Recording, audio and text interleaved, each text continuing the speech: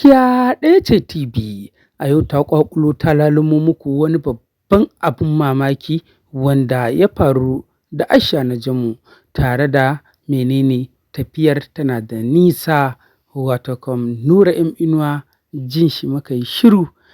Assalamu alaikum wa rahmatullahi ta'ala wa barakatuhu, barkamu da warhaka, barkamu da sake kasancewa a cikin wannan tasha mai albarka mai suna Gaskiya ɗaya ce TV.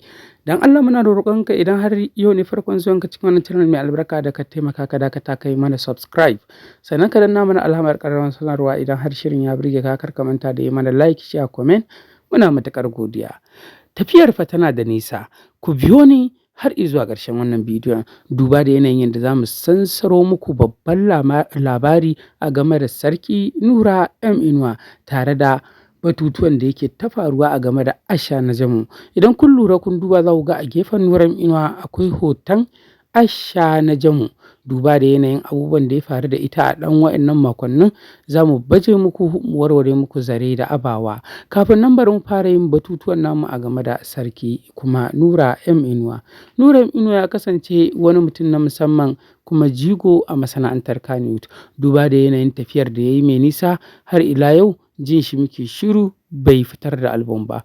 Kowa ya sani cewa Nura M Inuwa ya kasance mahadi kuma mai dogon zamani, wanda ya yi dogon lokaci yana yin ayyuka masu kyau kuma mabambanta wanda suke ratsa zuciyar masoyan Nuran kuma Sarki mai zamani.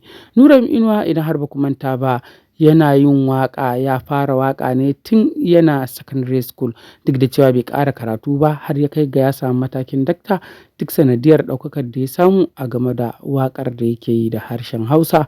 To Nuran dai kuma Sarki mai zamani ya kasance jigo guda ɗaya tilo wanda ya yi dogon tafiya tun da ya fara fitar da album. Ji kake yana ta fitarwa, baya gajiyawa kuma baya tsayawa, wanda hakan ya ƙara tabbatarwa da duniya cewa shi fa mutum ne na musamman kuma ya kamata ya kasance na ɗaya, kuma ya kamata ya zama daktan, kuma ya kasance daktan a halin yanzu. Masoyansa da dama suna kiran shi da Sarki mai zamani, wasu kuwa suna kiran shi da mahadi mai dogon zamani, wasu kuwa suna kiran shi da dakta uban Aisha uban Farra. To ku biyo mu har izuwa dai lokacin da za mu sanar da ku tafiyar fana da nisa.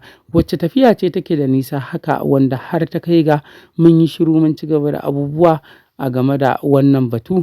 To ba komai bane illa Nuran fa kuma Sarkin mai zamanin ya kasance ya yi dogon tafiya tun daga 2021 har izuwa 2025, jin shi kake shiru babu batu a game da album nasa na 2023. To maganar album na 2023 ta wuce, 2022 ta wuce, 2024 ta wuce.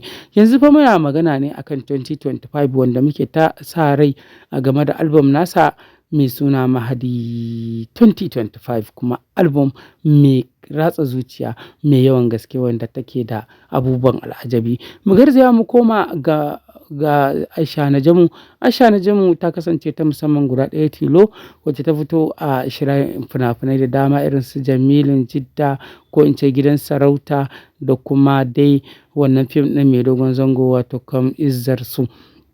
Ta kasance guda ɗaya tilo wacce take da ƙiba, kuma ƙiban har ya kai ga ya fara mata yawa, take ji a jikinta har ta yi silimin dai ba a kanta aka fara ba, domin kuwa Hadiza Aliyu Gaban ta yi shi kuma ta yi kyau matuƙa, duk da ta sha cece-kuce. To a halin yanzu ita kuma bayan ta yi silimin ɗin, ji kake shiru sai masu yabanta da kuma birge mutane da take ta faman yi, wanda har ta kai ga ana ta tambayar ta abubuwan da ta yi amfani da su wajen rage ƙiban.